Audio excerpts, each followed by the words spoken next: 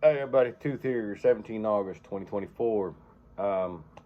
Yeah, dude, it's hot. Sorry, no hat today. It's definitely too warm. So, a while back, I put a video up about shooting with suppressors and looking at the point of shift in impact and stuff like that. So, individual did talk to me about it. He's like, man, I got lost. I had no idea what the hell you were talking about. So, went back out to the range yesterday. Not gonna lie to you, got interrupted in trying to do what I was doing to get all the materials put together for this video. I like meeting people. It's cool, especially in a common place like that, because I'm kind of a antisocial person. Excuse me. So, gonna kind of look at it a little bit. So, the first target we're gonna look at is 50 yards using 855 suppressed, unsuppressed. So, here's our target at 50 yards using 855. Suppressed was the first group, mark the S. You can see the 5 rounds are low, a little bit lower. And you'll also see one unsuppressed round in there.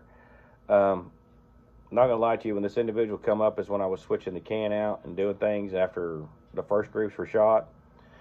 And he wanted to keep talking about hog hunting, which I'm cool with, but it just kind of really messed up my stuff.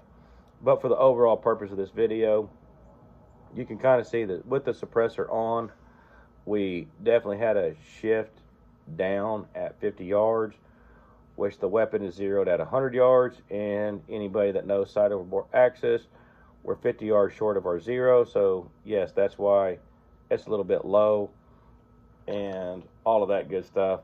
So that's kind of where we're talking about our shift of impact, because it's zero for the suppressor. With the suppressor on, suppressor off, we get a little bit higher, and then with the suppressor on, we drop down.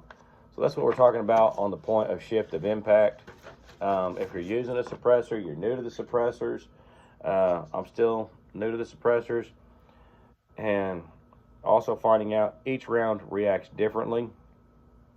So this is 193 at 50 yards. The 2 bullets on the outlying side, that's on me. Not gonna lie to me, that was my trigger pull. Talking and shooting at the same time doesn't work for me. On all these targets, the point of where we're aiming is we're trying to bring the top of the chevron to the bottom of the circle. So top of the here, dropping down here at 50 yards. We pretty much know we're 100 yards zero. Taking sight in the bore over axis and all that good stuff. So XM193 does not have a true shift in point of impact when you're shooting suppressed or unsuppressed. So then we're going to step out to 100 yards and 193 again. You're going to see the same thing. Unsuppressed, aiming at the bottom of the white. You're going to see the bullet shift up here. 100% positive this is me. 100 yards with a chevron, 5 times prism scope. Don't think my eyes are what they used to be, so I did have a little drift. And then unsuppressed is, suppressed, we have a shift, so we need to kind of work on our zero on the weapon. All the circle ones are unsuppressed. So suppressed, it dropped down. So there again, shows our suppressor messed with our pressures inside the barrel system, slowing the round down and bringing it down. So once again, they're at 100 yards with XM193. There is definitely a point of shift in impact, dropping the round.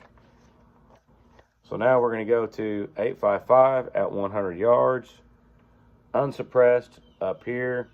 And then as you can kind of see, sorry about the crappy group on the unsuppressed. This one I can explain.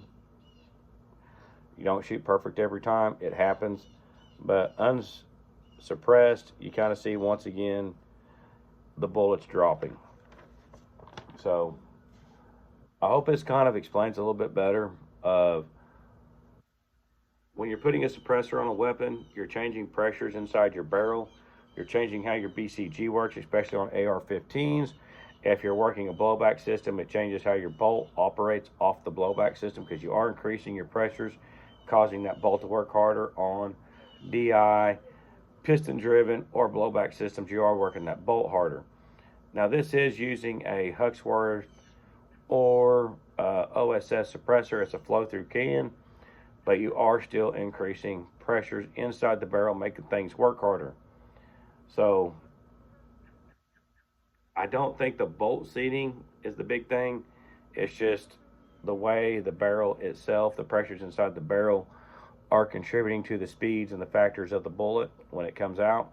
So that's where your point of shift for your your shift for your POI, point of impact, comes from, is on that type of deal. So if I put a video out, y'all have questions, hit me up. I do try to monitor these things. If you have questions, I definitely try to answer them. So anyway, I hope this answers your question. Y'all take it easy. I'll talk to y'all later. Maybe someday we'll talk about breaking some rules. Later.